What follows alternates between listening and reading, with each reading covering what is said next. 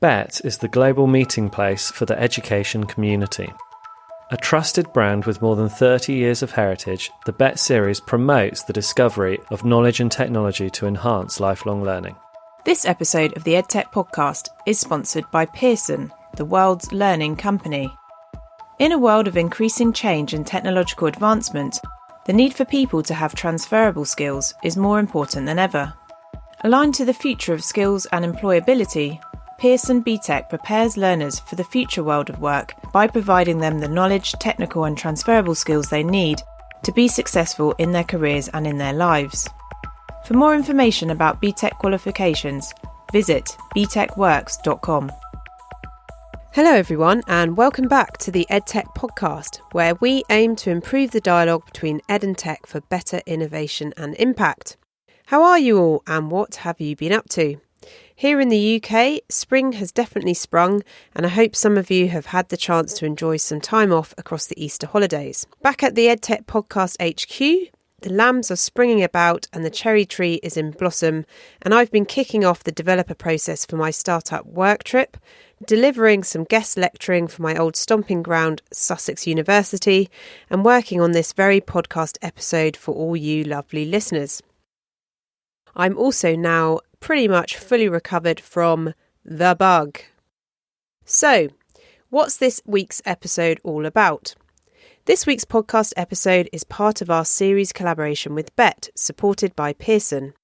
Recorded live at Bett 2022, you'll hear from David Price, OBE and author of Power of Us, Valerie Hannon, systems rethinker and author of Thrive, The Purpose of Schools in a Changing World, and Sian Gresswell, the Senior Advisor for Careers and Employability at Greenwood Academies. We're talking about schools, employability and skills, namely, how to continually develop and connect a careers programme to real-world opportunity for students and school teams to help students find their why. A good careers programme that we've found in the last few years is ever changing and ever evolving, and by working with business, experts in their field can help us to really influence what that needs to look like across the curriculum and then the careers programme as well. I genuinely feel that schools need to be enabled to get out of their own education silo, to be more located within their community and generally, and giving opportunities, not just for head teachers, but for teachers too, to have different kinds of experiences in different kinds of organisation with different kinds of cultures. But as they say in Liger, the whole world is full of experts and you just have to ask them. They want to work with schools, they just need to be asked. Mm-hmm. And I think one of the key things that we need to be doing in schools is helping young people find their purpose. This episode ranges across practical examples of projects, leaders and policy, and I hope that you find the discussion and resources useful. As always, you can see all the links at theedtechpodcast.com, and please do comment on the episode at Podcast Edtech using hashtag EdTechPod and Bett2022. Here we go. So hello everyone and welcome to this session. Thank you very much for coming along. There are some coveted EdTech Podcast mugs and stickers at the front. And David has kindly brought along some books for anyone who's... There's 3 people who ask a question. ...courageous to ask a question during this session. So this session is on schools' employability and skills and is being live recorded for the EdTech Podcast. So a quick intro before we start in terms of our guests. First of all, we have David Price here in the middle, who's lead for culture at the Power of Us agency. David writes, trains and advises organisations in both the public and private sectors. His first book, Open, How We'll Work, Live and Learn in the Future, was an Amazon bestseller, and his next book, The Power of Us, was published in late 2020. He has advised multinational corporations and government education departments all over the world and was awarded the OBE in 2009 by the Queen for Services to Education. So Valerie Hannon is also a global thought leader, inspiring systems to rethink what success will mean in the 21st century and the implications therein for education. She's the co-founder of both Innovation Unit and the Global Education Leaderships Partnership. And Valerie is also an advisor to the OECD in its Education 2030 project and has substantial publications and research in this area, including learning and living, radical innovation in education for work, and Thrive, the purpose of schools in a changing world. And finally, we have Sian Gresswell, who's come all the way down from Nottingham today on the train. And Sian is a senior advisor for careers and employability at the Greenwood Academies Trust. So the Greenwood Academies Trust currently has 36 open academies, educating approximately 17,000 pupils across 7 local authority areas. Within this role, she works with career leads across those academies to develop a stable careers programme of inspirational work-related activities for pupils aged 4 to 18. And Sian's previous roles have included working for a large number of pharmaceutical companies, including AstraZeneca. So there's the introductions. Let's get straight into things. David, Sian and Valerie, you've all got amazing experience weaving between education and business. At a very top level, what does this subject mean to you, and what would you like to see more of to support young people in the world of work? So Valerie, would you like to kick off? Sophie, thank you very much. And hello, everybody. Thanks for coming to this talk. Conversation, I hope. I often think that teachers get a bit turned off by the term employability, remembering that education is about so much more. And so I think we have to just locate that term within a broader set of objectives, which I hope increasingly will be talking the language of thriving. We are in the business of helping young people thrive in their lives. And for sure, in that, they need to be making a living or finding a way to balance life with finding an income which is both satisfying and purposeful. And I think one of the key things that we need to be doing in schools is helping young people find their purpose. And part of that purpose will help them earn a living and hopefully make the kind of life that they want to do. But the first thing to say about the labour market itself, of course, is its extreme unpredictability and volatility.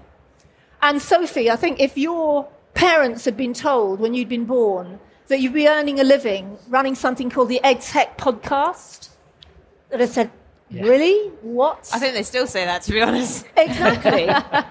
So the kids being born now will be in jobs God knows, God alone knows. And that's partly about technology, certainly, but a whole range of other factors as well. So here we are, entering the 4th industrial revolution with massive uncertainty and unpredictability.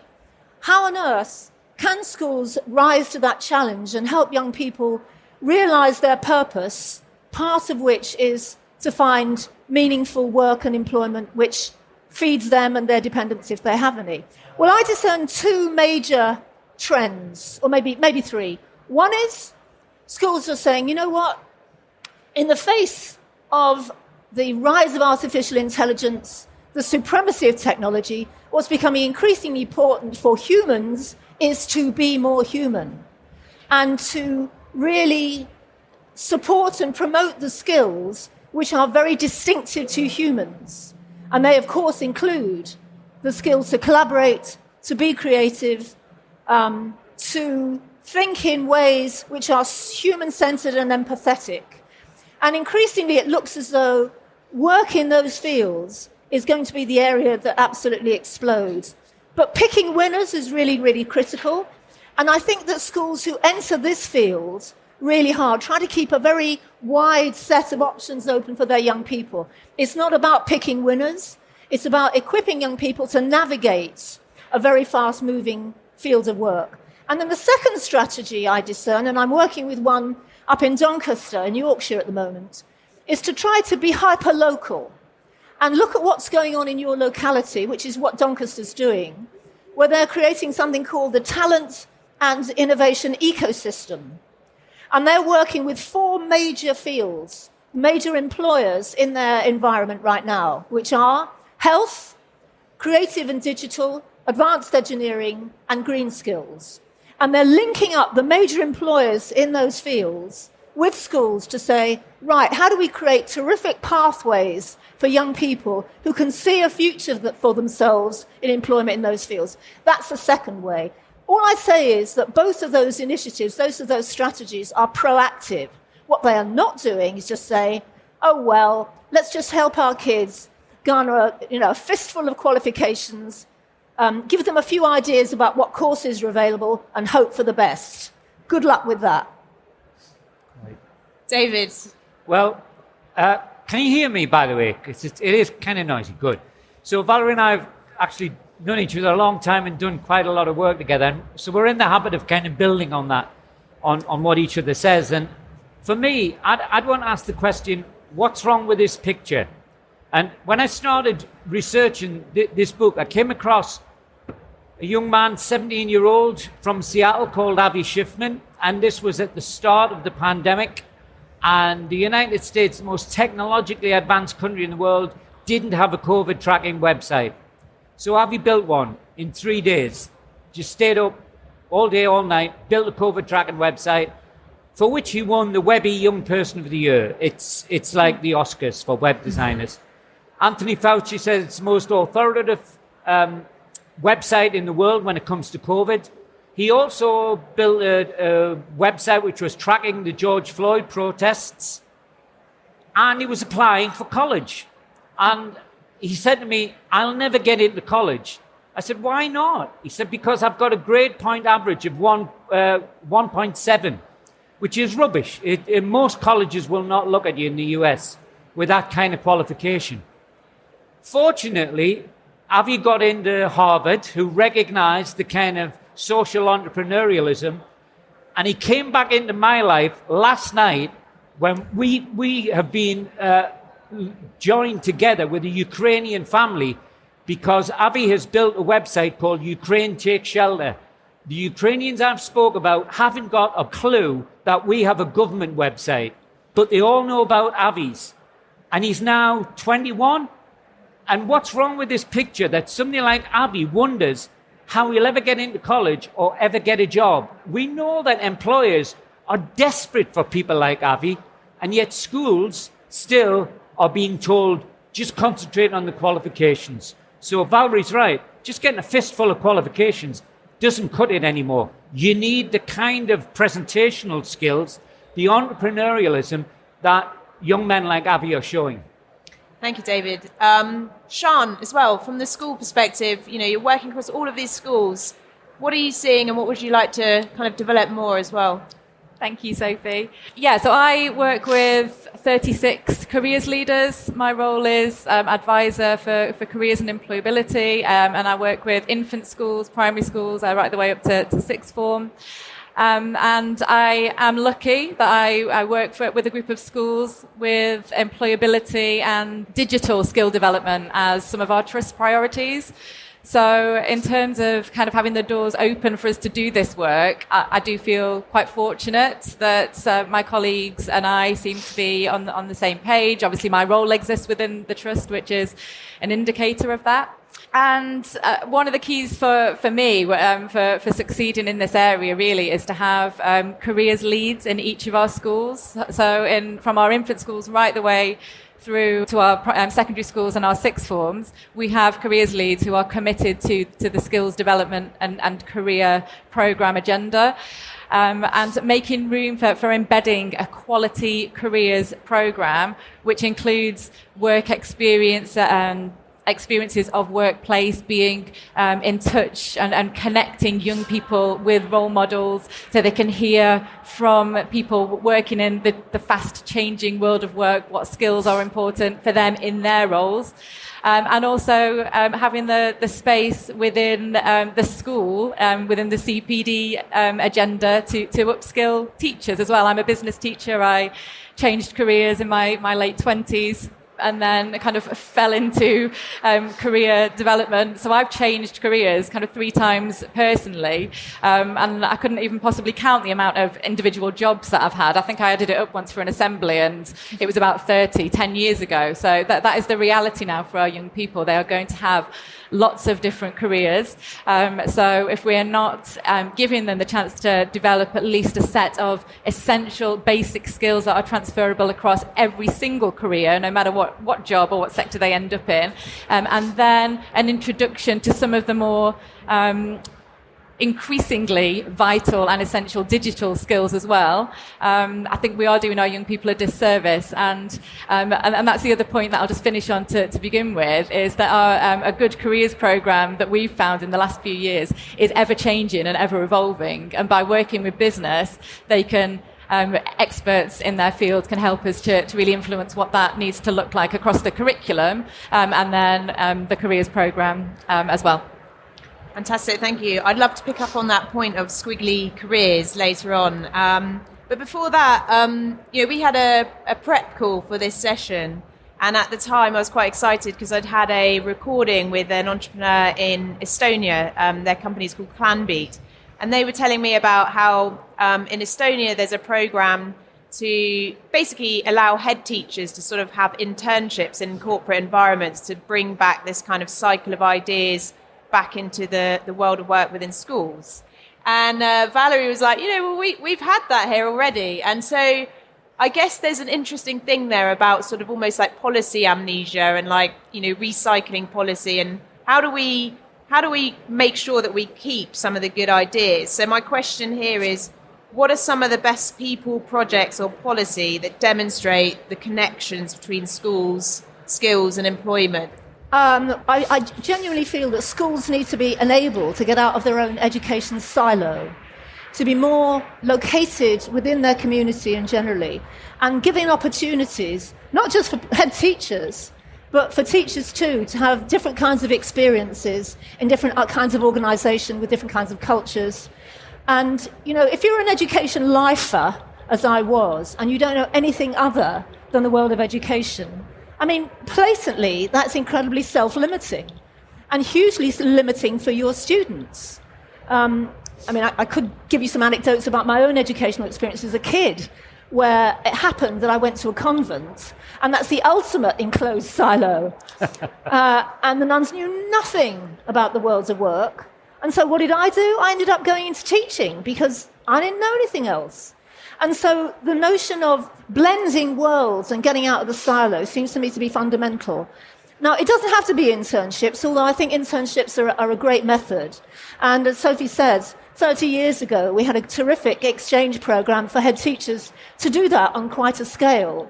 I think there should be more of that with teachers as well, but also for young people. So one of the most exciting, innovations over the last 10 years has been the Big Picture Learning Company, establishing schools across the US, across Australia, and we've just established one here in this country as well, actually in Doncaster as it happens. And Big Picture make internships for young people, not work experience, it's different, but internships are a fundamental part of their learning journey. So I guess I'm saying being a part of the world, as opposed to being stuck inside a school, is fundamental to the approach. And Sean, how easy is that? Because I think a lot of the successful organisations out there do have that kind of porous element to them. They are able to sort of take in and give back, and it's that exchange. So what's your experience of that, and when it works best, and any other things that you'd like to do to sort of leverage that even more? I think the appetite is definitely there with teachers. We've got some great examples of STEM teachers connecting with business through the STEM ambassador program. And there was a program called Business Class through Business in the Community that quite a few of our schools were involved in a few years back, which did exactly that, connected a school with a business in a growth sector in a local area. So not only students benefited, but teachers benefited. But as we all know, time is a premium. It is really difficult to enable these things to happen. But what we certainly see within our schools that have got a strong commitment to careers, and when I say strong careers program, not only a strong careers leader, but backing by SLT, a careers program that is embedded into subject areas. Everybody is kind of contributing their own expertise, making their own subject relevant, and a careers program that doesn't just happen as a one-off, because there are some fantastic programs that we get involved in, and that small group of students might benefit from in 1 year or maybe a couple of years at best. But when we see it being really impactful is when a careers leader has the space to develop that and really embed things and help things happen year in, year out. And then we can work with organisations. Just starting where I began, we work with an organisation called Skills Builder, which really focuses on 8 essential skills, like I mentioned, that will be essential for any career. So communication, self-management, collaboration.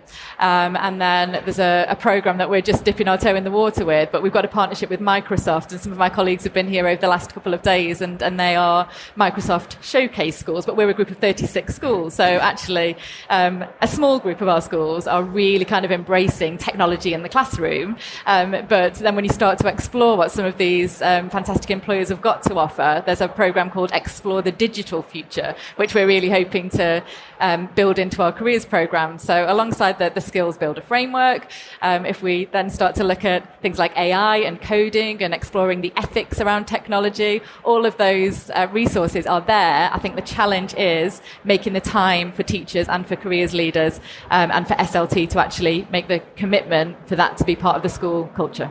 Fantastic. Yeah, I kind of think we wouldn't be having this discussion if we built a curriculum around the scaffolding of experiences rather than the scaffolding of learning.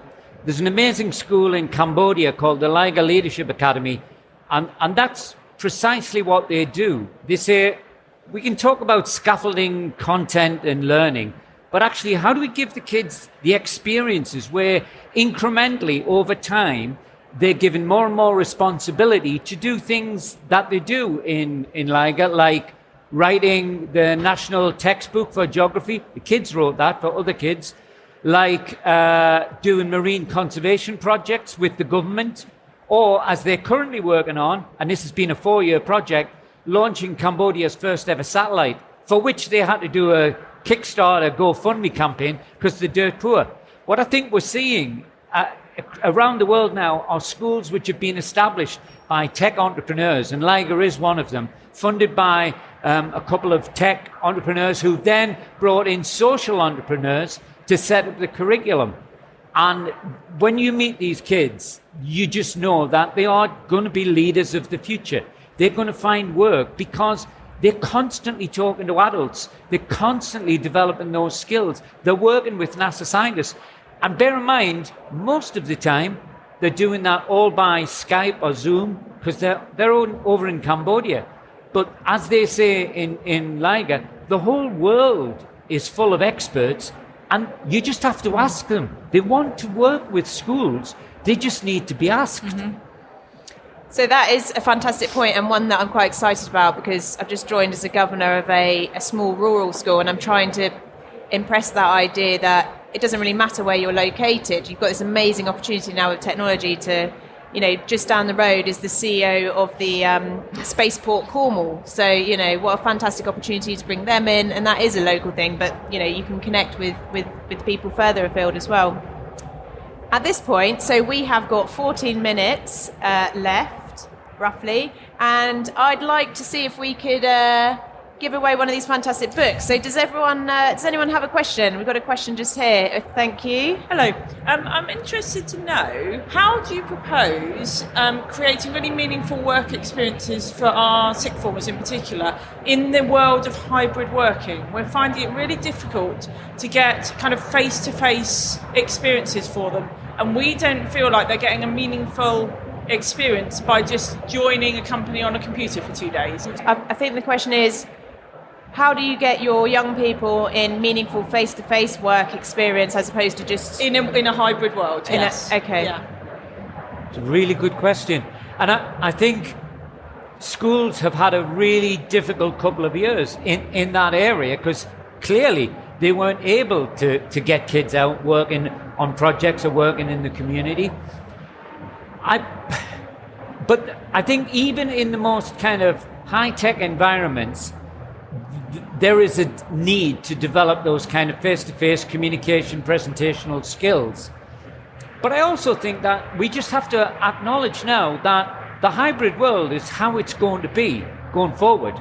Well, no one's going to be, in the office 9 to 5. So it's just as important a skill for a young person to acquire to sit down, switch the Zoom camera on, and then start to have an engaging conversation. So I think we just have to accept that this is now part of the environment, and we'll have to adjust accordingly. So just very quickly, and I'll go to Sean, but I think there's 2 points there.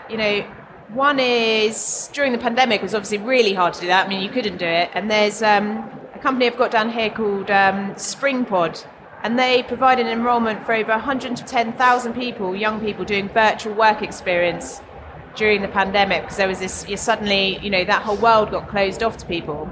And then I'd be interested in your thoughts on this, Sean, but I think basically it comes down to networking, doesn't it? It comes down to building those relationships, and that again takes time. So, that is tricky. But yeah, what were your thoughts? Definitely, and I'd love to hear more about SpringPod, because that's something that keeps being brought to my attention as well. So that's definitely one I would like to find out more about. But I share, we've been having the same conversation, and it is really, really challenging. So I think there's been some really great virtual work experience offers, hasn't there? But as great as they've been, we're all a little bit tired of doing things virtually. And I think we've got to the point where, within our trust anyway, we have 6 sixth forms, 8 secondaries, and we have had to develop a more flexible approach. So we kind of start with, for the students that can find their own work experience, face-to-face placement's great, and we'll always encourage them to find their own.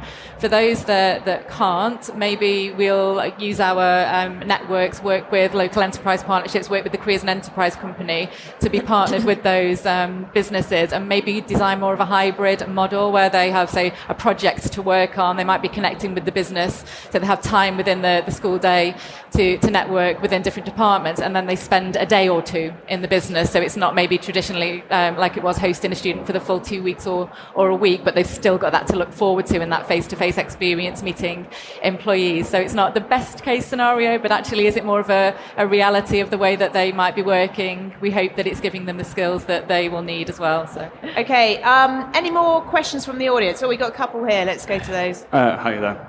I thought you made a great point about students finding their purposes, but I wonder if you have an opinion on how this might be with adult education and employability skills in the adult sector. Well, yeah. Of course, what's sauce for the goose is sauce for the gander, and in a sense, it's life's journey, isn't it? And you might have been 15 years working in schools and suddenly realise you haven't found your life's purpose, and you need to, going back to Sophie's point, we now know, all the data shows us, you won't just have 10, 20, maybe 30 jobs.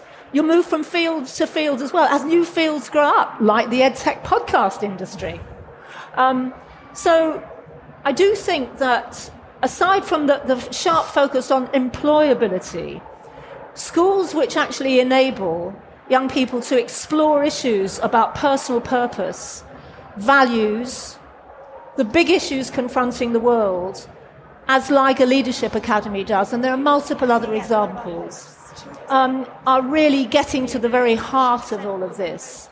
And God knows, I wish that as adults we had the opportunity, and I hate to sound like the veteranness I am, as once there was in terms of adult education opportunities, most of which have been obliterated, to continue to do taster things, to develop new skills, to find new passions in mid or later life. And it's a great sadness to me that appears not to be the case, and it's left very much to individuals to find their way forward. Some countries do it differently. I won't go on about what those are, because it just makes you wild with fury. But your point is absolutely valid, and I couldn't agree more. Okay. Yeah, I mean, you'll have heard this phrase, the resignation wave. And it's a real thing. It's happening all around the world. And COVID has been the kind of trigger for it. Although people were having that reevaluation of their lives. But if you think that last summer, 75% of Brits considered either quitting their job, moving house, or leaving their partner. That's 3 out of every 4. These are huge, big life changes. And the resignation wave doesn't miss out education. What we're seeing around the education sector is huge numbers of CEOs and head teachers who are just saying, I want to do something else with my life. But you're right, there just isn't the support out there. And we are going to have to recognise this, because what's happening is we're going to get successive resignation waves. People will go, well, I'll try and do something else, but they've not been prepared for it properly. So that doesn't work. So then they'll try and do something else. We're going to be living with this for decades. The other part of the equation is the retention imperative. And companies have to think about, what are we doing when we get people who are here because of a sense of purpose to keep them here? And that gets into a whole other ballgame. But you're right, it's a very good question, and it wins you a book. Just briefly added to that, I think one of the benefits for us as a group of schools for doing some of our careers events online using Teams over the past couple of years has been the fact that we've reached a parent audience as well, and it's made us aware that we do want to do more. We do invite parents along to careers fairs, for example, but I think as schools kind of changing the brief slightly and making employers or presenters aware that their audience may also include adults and not just tailoring their talk to children. I think that has helped slightly. Well, could I just pick up on that? Yeah. Because often people listen to people like Sean and us and they go, oh, we'd love to do that, but we haven't got the infrastructure. There's a tiny little primary school in Sydney that I've been working with for 8 years now. The principal there of that school says, my job is not to train the kids, not to educate the kids, it's to build a community. And so she started doing adult learning classes. She did leadership courses for single mothers who were refugees. It's a highly ethnically diverse community. She probably spends as much time now retraining these migrants who've come into Sydney as she does working with the kids. And what's beautiful about it is, in some cases, like when it comes to swimming classes, You ask a Lebanese person, can they swim? They'll go, no, but we've got a bunch of Australian kids who can teach you how to. So there's a beautiful opportunity there as well. That's great. I was just going to kind of add to that. And just to give an example, I think I'm a big advocate of if children are excited about what they learn about careers and skills development, and they're going home and they can't wait to talk about it with their parents, that then has a positive effect. And I know that is a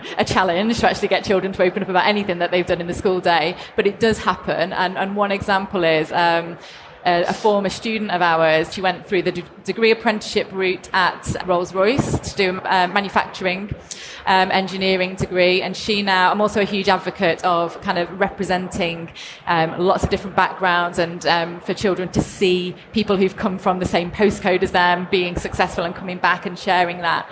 But this one particular girl, Frida, she went on and was hugely successful, got her first in her degree through the apprenticeship route. She now comes back and does a program called Discover STEM into the classroom. So she's working with inspiring the next generation. But also she used to go home and as part of her revision technique, she used to teach her mum everything that she'd learned in her business studies and engineering lessons. And her mum is now kind of retrained. I think she's in her mid-50s and she's now doing, she's gone through the healthcare assistant route, and she's now training to be a nurse. And I think that that may have happened, but a huge factor in that was her daughter's passion, coming home and succeeding and having these doors opened to her that she had never considered. She was adamant that her daughter was going to go to university, but actually seeing these different opportunities kind of being lived and breathed in her own family and her own household inspired her to then seek out the opportunities. And I appreciate that those opportunities are not maybe as forthcoming as they should be, but they are out there. Yeah, but any school could do this. Yeah. The biggest and most underutilized resource that any school has is in the skills of the parents. How many schools tap into those skills? Tiny numbers. Just on both of those examples very quickly, and then we have now got 2 minutes. We've got another question as well. We've got another question. I remember that we had a guest on the episode, and it was about a project called Parent Power. And again, that was about making King's College more open to people that used to walk past and think that's not for me. And they went into the community and it took a long time. Like they built that relationship with a different part of the local community, and then started to see more students come from that area. But yeah, I think, again, it takes time. Last question. Hi, sorry, enough time. We had a careers fair the other day, and I think one of my first speakers came on board and said, by the way, it doesn't matter what degree you do, you're more than likely to be earning a living doing something completely different. And I wondered about the inefficiencies of what we're teaching. And really, I mean, we have this series of knowledge objectives, and knowledge, understanding, and application, and almost none of them factor in anything to do with entrepreneurship. How do we reconcile the inefficiencies of what we're teaching when we should be directing them straight to the what leaders are looking for, what employers are looking for, everything. I mean, you're dead right. It takes us back to the statement I made at the start. What's wrong with this picture? When Google, Ernst & Young, PricewaterhouseCoopers, three of the biggest companies in the world, all say, we're not interested in your degree, show us what you've done. We're getting this wrong. Mm-hmm. When companies like that are going, qualification doesn't matter. Valerie? Well, I just want to say they are irreconcilable to your question, but actually knowledge is not unimportant. Yeah. So let's not get ourselves painted into a kind of hippy-dippy, let it all hang out, just Google it, end of story. When you go to your doctor, you do not want her to be saying, hang on a minute, I'll just Google that set of conditions. Knowledge is really, really important. But our balance is completely wrong.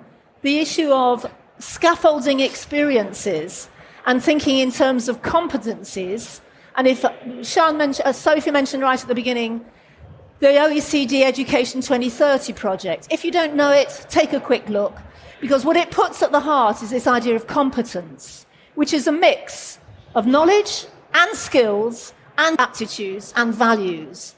And I really think that's what we need to be looking at. And last point, blatantly, obviously, the direction in policy that we've taken in this country is quite wrong. And our kids will learn to pay the price, I'm sorry to say. Yep. So that brings me directly to time. I'm feeling very smug because I was almost on the point and I didn't get any death stares from the back. So thank you so much to my amazing guests. Do come and collect your book if you answered or asked a question. Alex been giving them out. Alex may have a few more.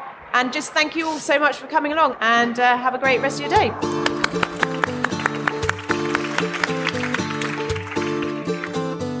That's all for this week. Thank you to all of this week's guests, for Bett for partnering on the series and Pearson for supporting this episode.